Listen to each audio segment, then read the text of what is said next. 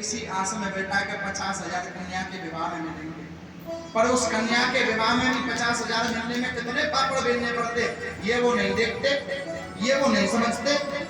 कैसे गरीब भोली भारी जनता अगर इतनी समझदार होती, इतनी ज्ञानवान होती, तो ये तुम जैसे को नेता थोड़ी ना बना देती।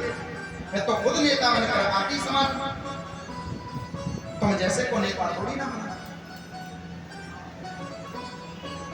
पर सब एक दूसरे का मिसयूज कर रहे हैं, सब उसको खाए जा रहे हैं, और हम लोग समझ नहीं पा रहे, हम लोग समझ नहीं पा रहे। नौच रहे हैं, गीत कौवे हुआ करते थे पहले, अब प्रजाति कम क्यों हो गई? अब कोई नेता कौवा है तो कोई अभिनेता गीत बनकर हमें खा रहा है। भ्रष्टाचार फैल गया। अब किसको समझ पाना, किसकी बातों पर विश्वास करना और किसी की बातों पर विश्वास ना करें, ये समझ नहीं आता। इसलिए मेरे प्यारे भाई बहन, मैं तो ये कहता हूं मुझ पर भी मत करो।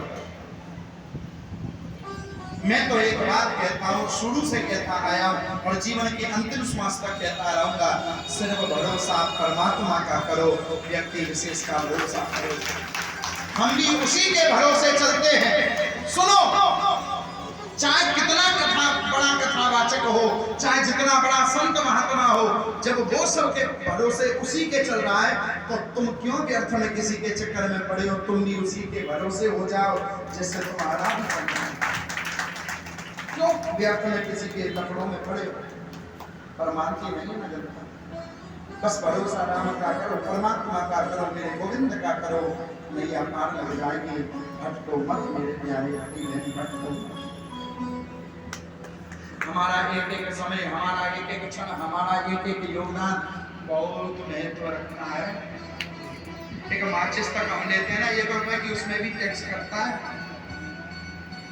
तो हमारा योगदान जा कहाँ नहीं रहा। सब्जी देखो कितनी महंगी हो गई,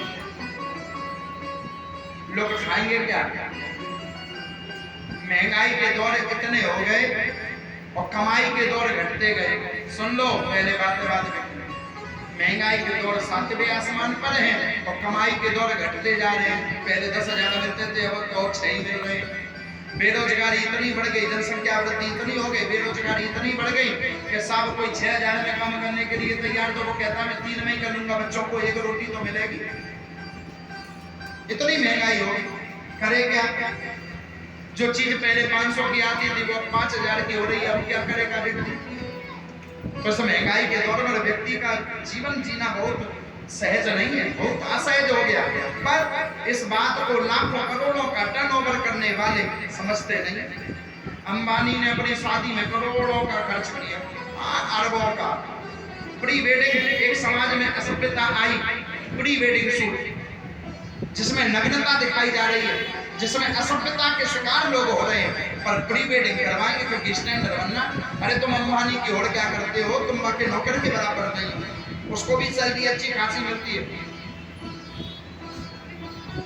सोचो, पर लोगों की थिंकिंग क्या है? अरे हम भी ऐसा करेंगे, ऐसा करते करते तुम मर जाओ, कर्ज लेना पड़ेगा, लोन चुकाने पड़ेंगे। इसलिए एक बात याद रखना, दूसरे को देखकर मत जियो, दूसरे का जो नीचे चल रहा है ना उसको देखकर चलो, हवा में चलने वाले को देखकर मत चलो।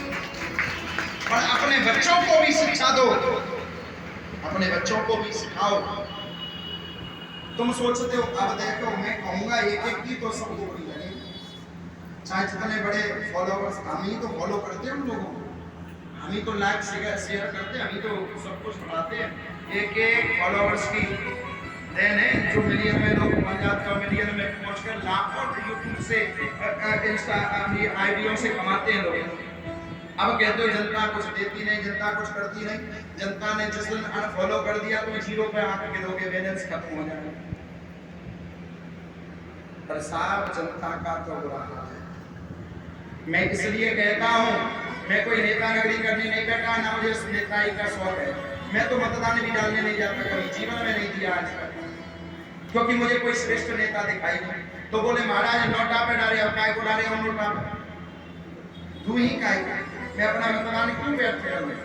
ऐसा कोई दाता दिखाई नहीं जिसको मत दिया जाए, क्योंकि सब कहीं ना कहीं जनता को खाने का काम कर रहे हैं। ना तो आज तक नौकरियां बच्चों की है, ना कोई शिक्षा है, ना संस्कार है, कुछ नहीं।